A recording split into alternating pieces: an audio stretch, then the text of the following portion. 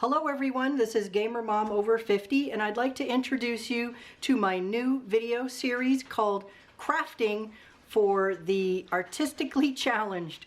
And I mean that in the nicest way. There are a lot of people out there that don't think they can do things like custom controllers, a custom magazine, painting an RC control body, and doing detail on 1/6 scale figures. This is what I'm all about. I've been doing this for years. I took a break for about a year or so, but now I really want to get back into it and figured this would be a great time. Fallout related items, we're going to do all kinds of things, but these are going to be step-by-step instructions just like my Fallout 76 videos. So let's begin with this, the Tesla magazine. So let's move a few of these things out of the way. I've got your attention. If there's anything you're interested in, yay. If not, then that's okay too. So let's look at our first thing, and that is, I like to make custom magazines. This is obviously from Fallout, but what I do is I detail the edges, and I also purchase an old 1950s or 60s electronics magazine. So not only do you have a really nice magazine that can display well, you also have some interesting content that's not like, you know, a tabloid magazine or something. So this will be the first project after all of this and another video on supplies that you can use. This will be our first project. The Tesla magazine or any other magazines will be the first project. Okay, moving on to controllers. You can take a basic black or white controller faceplate. Now this can be obviously from Xbox. You can do a PlayStation one and take your basic controller faceplate off an Xbox One. You can prime it and paint it. Most of these techniques will use spray can, spray paint. There's no airbrushing on anything I do. You can take this faceplate and you can scuff it. I'll show you how to do paint layers. I'll show you how to do a rust technique that can work overnight. These are two different paints. I started with the bottom layer of two different spray bombs and then put the blue on top and then just lightly scuff it away. You can end up with all kinds of different types. We're currently in a winter climate and spray paints do not do well in cold weather. You need nice hot weather for them to adhere to the plastic. This is one that was actually a happy accident, that this was too many paints in my impatience. There's a little bit of chalking done in here and in and around the edges and then clear coated. Here's a different one from when we were playing Destiny on the Xbox 360. And here's another one. These were using some stencils and a little bit of scraping away with an X-Acto knife. Obviously I have a box of these things and I'm just trying to sort through a few of these. Lots of parts. This one was doing a little bit of metal copper inlay.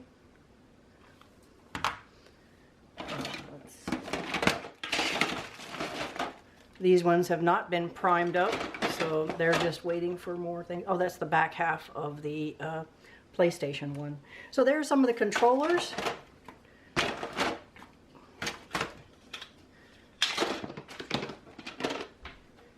And as I said, a lot of these can be interchangeable. The same painting techniques you learn from doing, say, the radio control body or the action figures or the controllers can all be used to do things like this. This is a 1/10 scale radio control clear body.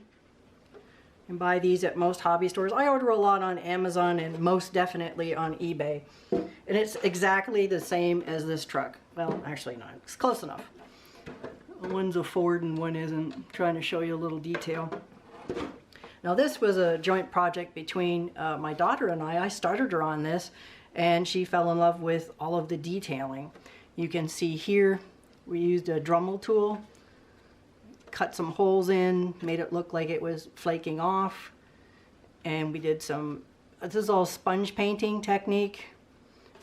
We did clear windows, painted them, and then scraped off. I'm hoping you guys can see a lot of these details. And the side window here and door with a few bullet holes with just a little bit of paint to show a little streaking there. And some more chalk work here on the edge. I'll show you guys how to do chalk work. You can see the multicolor stamped here. Sponge work, just little natural sponges. And those are the radio control bodies. And I was currently working on this one. This was about a year ago. And so I wanted to do this one definitely a Mad Max style. So I had my husband do some 3D printed spikes. So it looks like it was welded and cut and welded together. He did a new engine. So I'm still working on this. I have bullet holes in here. So the plan is to cover the entire body with the spikes except for when the Mad Max character can get in and out of the car. And I've left the windows inside and out taped up. And that's another way how to glue things from plastic to plastic is just a heat gun or a soldering iron and just melt it right in there. It doesn't smell the greatest, so you know it works a lot better than say hot glue or super glue. I find just melting it in, this thing is not coming out. It's in there. Same with all of these. So I can show you that kind of a technique, or if you prefer to use glue, that's fine too. And next up, we'll be detailing 1/6 scale figures. There aren't a lot of Fallout themed figures out there right now. These are vintage G.I. Joes, starting off with one of the oldest ones from the 1960s. Yes, about as old as I am. Some of them came with different styled head sculpts, the super soft ones to the rock solid. These can be carved, painted, obviously not on my vintage ones. And one of my favorites were the Adventure Team. Show him in full presentation, and also as a sidearm. To detail these figures. Obviously, these are not ones that I will be detailing. I will show you at the end of this some examples of figure detailing that I have done. Now, an interesting thing about the G.I. Joes, most people don't know this, in addition to the iconic scar, is on the right hand. On the left hand, the fingernail is face up, the thumb is inverted. So the fingernail is actually on the bottom. I think you can see it better in this guy. See the fingernail here, and you have to turn his hand over, and there's the fingernail right there. That was a copyright thing, so they could tell, you know, which were real and which were fake. And the reason I brought these out is they have the little short neck on a ball socket. And after this series, modern ones come in different varieties. This is actually a figure I'm going to show you step by step. This is Russell Crowe as Maximus from the movie Gladiator. And obviously this thing needs to be completely detailed. Detail work is a lot of fun because you can add sand, blood, dirt. You are going to learn how to burnish these edges, add dirt and mud into things, and completely redo this body. This body is like a breakable plastic. The hands are, that's really bad. The only thing good about this figure that I'm going to keep is the head sculpt and the costume. That is all. Now this head, if you can see, it has a full neck. So it's going to go on this new body, where this head with neck will snap onto this post. Now, that's one type. There's also these new types that have come out in the past few years where the neck is actually molded to the body. This is a harder plastic, but this is a super supple, really malleable, malleable, is that the word? Malleable plastic? They can actually make the whole body seamless. You won't see any joints. These ones, oh gosh, maybe $20, $25 each for one of these. For the full skin where it looks hyper realistic, you're looking at over $100 just for the body. Now, these type have the head like this. This is going to be my Raider guy. Let me see if I can get you in a little closer. The detail that they're coming out with on these things is incredible. And it has a different type of head socket. It's a post. Let's see. It's a foot. So anyway, this is going to go on top like this. And then we're going to make body armor for our Raider. So not only are we going to detail Maximus, we're going to make a Raider figure modeled after Porter Gage in Fallout 4. So we're going to do a full chest armor using Sculpey. Let's see. We also have 1/6 scale police dogs. Now, these are about $25. I ordered these from China, and really nice sculpt.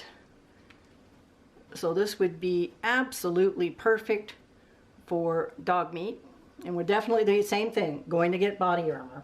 It came with this camo, desert camo police dog harness. So I'm going to turn it over and do it backwards, and I'm actually going to make pieces of armor to go across the back, and probably rebar of some kind, which is just, I'm just going to get some screws from a hardware store, raid my husband's stash in the garage because he's not listening right now. So anyways, 1/6 scale police dog armor and detail, same thing, dirty paws, maybe a little bit of blood and guts on him or something for somebody who's just eaten. He'll be our companion to our Raider guy. Now, in addition to that, you can find all kinds of accessories. This was from the chainsaw, needs to be fully detailed. This was Hasbro G.I. Joe firefighter. Loot Crate is a great source for 1/6 scale weaponry. This will be on my future Nick Valentine figure, and as you can see, the paint job is just sponged on, so I'm going to totally change that up. So we have a Fallout laser. There's also was a Gears of War. I'm sorry if I don't know the weapon. Maybe it says under here. It's difficult to get out. But anyway, this is also for our Raider style character. So that will also be detailed. Another one, this beautiful Ripper. I just love this one. Between this one and this, I think Nick may end up using both of those. So all kinds of wonderful 1/6 scale weaponry. You can buy all kinds of guns on both eBay and Amazon. So let's move these guys out of the way. Sorry about the noise. And another figure I was working on. Oh wait, Maximus. Yes, I had two figures. So I'm going to be combining some of the things off the first figure. This broke. This was part of his. You can see the difference too in quality here. This was the more expensive Gladius. This is actually, it's cold. If it's cold, it's metal. If it's warm, it's plastic. That's plastic. So you can see the difference in detail here. You can scuff these edges. So that will be for the Maximus figure. Oh, little machine gun. Wrong time error. And this is, one second. Rich, what's this called? Huh? What's this called? The Roman with the feather thing on the top. Christa Traversa. Christa Traversa. And it is on a, what's the helmet called? I used to know all this. What's the helmet? The helmet. That's it? Or helmet? He's my Roman history expert. Okay, Christa Traversa. And these are all the gear. Ah, I remember the Pugio. I was looking for this. This is the Pugio that goes here on this side. And the Gladius that I showed you will go in on this side. So then he will be fully outfit with the full kit. I have all these little things that have fallen off that have to be repaired. The word for helmet is Galeatti. This is the Galeatti, he says. Gallia. Ah, he's missing. Oh, he lost one of that. Oh, his stuff's flying out everywhere. These are plastic. You can get some type. Just notice that it has the studs in the bottom of the sandals. What are the sandals called? He used to know all this. They're the... Caligay? Yes. Caligay! Hey, I did good today. They're not Awesome. sandals, they're boots. They're boots called Caligay. All right, my dog's thinking it's time to go do the play thing outside. And he's headless right now. This is was a Tom Hanks head sculpt. And this is the bag of accessories. This is another long-term project that I haven't got around to. The Tom Hanks head sculpt was absolutely beautiful. When Saving Private Ryan came out, they decided to pull the figure because it was war-based, which in my opinion was ridiculous. But you can see the lack of detail on the gaiters and the boots and just a straight up plastic body. So there's a new body for him. I will find his head sculpt, but this is just to give you an idea of the items I have saved up for this. The difference in the boots, real lace up versus plastic. It's got tread on the bottom. I think if they're not called gaiters, I apologize. I'm a little off in my World War II history. You can see the difference here. These actually will hook in on the opposite side. People actually make this. I find it absolutely incredible. Instead of just a little plastic helmet, we're going to substitute it with this metal. And it even has the adjustable headset inside. Everything down to beautifully sized ammo pouches, netting, the vest that his character wore. Everybody wanted this vest. Oh my goodness, this was so difficult to find the vest to be able to detail that. It's a little bit tangled up here. This was for one of the 50 cal machine gun. These are actually metal. This must weigh, it weighs a few ounces. Beautifully detailed. And he's got, instead of these, this is one of the weapons. I have to try to find a new one of that. And the proper shirt with his Ranger ID. So this gives you an idea of the things I like to do. So what I'm going to do is show you some photographs of a Spartacus figure that I did and one from a zombie movie called Dead Snow. So let's have a look at that footage while we put this away. So here are a few examples of my past work. This is a 1/6 scale figure of the character Spartacus. It was a mini-series a couple of years ago. Really nicely detailed, had enough things to make it look metal, had leather work that could be scuffed up, everything from the faux wood. And here's where I first began with the leather arm and chest pieces. And in the upper right corner, I used those Tamiya weathering chalks or powders. You just get it on the end of your finger and just rub it into all the leather work. And you can see the piece, and let's get the next picture. The one in the background looked exactly like the one in the foreground before I started. And yes, that's how messy I made our kitchen table. Yeah, it was gone after that by the time. This was always our hobby table.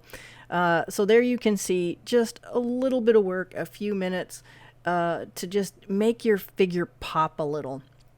In this one on the right hand side, you can see the leg armor on the right is shiny. All I did was dull it down a little bit with some of that weathering stuff. Less is more. The more you put on, the more obvious it's going to be. If it starts to look good, leave it alone. Here are two pieces of the leather or rope wrap that went around his right arm guard, and all I did the same thing, drag it through some of that weathering product. Here, if you take the right side is no detail, and the left side just a little bit of detail, and I added some sand chalk. In this close-up here, you can see add a little blood there to his right jaw, a few nicks. This is where I used the white glue and kind of dragged him around in the sand. It's amazing what you can do. This does not take very long. Sometimes just a few minutes, a half a day to detail a figure and just give it a little bit more oomph so it doesn't look like a straight out of the box figure. This one was very lightly detailed with chalks and same thing, white glue on the fabric and then chalks. This was a custom piece I did for myself. It's from the zombie movie called Dead Snow, and it was these Nazi zombies that popped up out of the snow and wanted all their gold back. It's a great movie. So I ended up buying a few figures and just having fun detailing them with the snow effects and things. Here you can see the old style 90s neck and ball joint figures. You can find a lot of these basic figures, old G.I. Joes from the 80s and 90s, in Goodwill stores, Salvation Army, a few dollars. You can carve it out with your Dremel tool, sculpt all kinds of things. This guy's kind of goofy. I always love the little eyeball and his little kind of funky little teeth. He's a little crazy guy. Yeah, and then you can put in a little brain pan, chest things. And this is just bits of Q-tips, I think, we used for the chest. Just hollowed it all out with the Dremel tool and use a little bit of epoxy. There's a close-up of the little bit of brain, I think, and you can have some fun with this stuff. We did, these were Barbies. There were all kinds of Barbies that were super cheap. You could get them for like a few dollars. And, okay, let's put a skeleton leg on her, using Halloween blood that you can buy at any of the stores. And same thing, have fun with jaw lines, eyes, teeth. He's got a little bit of, I think, again, we used the Q-tips for his right hand, just being exposed bone. Just cut them down a little bit. This guy also was with the green glow-in-the-dark paint. That's a Michael's Craft Shop. Most of the things are like a Martha Stewart brand glow-in-the-dark paint. Same thing, cut a hole in his chest, distress some of the clothing. This was a custom figure for a firefighter friend of mine. I got him this figure for Christmas, and not too much here. We just kept it, broke the jaw, brought it down a bit, and had fun distressing the figure. This is some close-up work of washes, so you can put on a thick layer of paint and then just take a cloth and just wipe it off so it goes into all these crevices. And a few of the magazines that I use, one of them is called, it's more like a book. This is heavy duty, how to detail, intricate detail to military figures.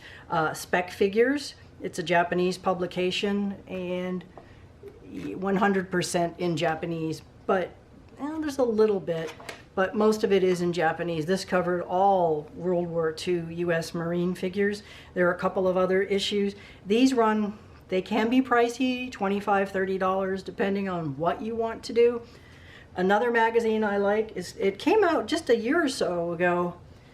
Yeah, 2018, 2019, and 2020. It's called Damaged, and I find this, it's part of Fine Scale Modeler magazine, weather-worn model magazine.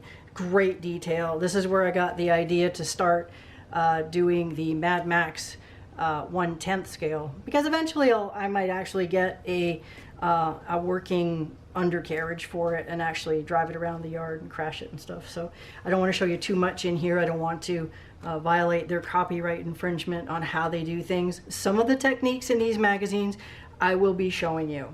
So I'll leave you with these. The next video will cover supplies and tools that will be very helpful in some of the projects. That'll be the next video. Thank you so very much for watching, and I'll see you at the next video. Bye-bye.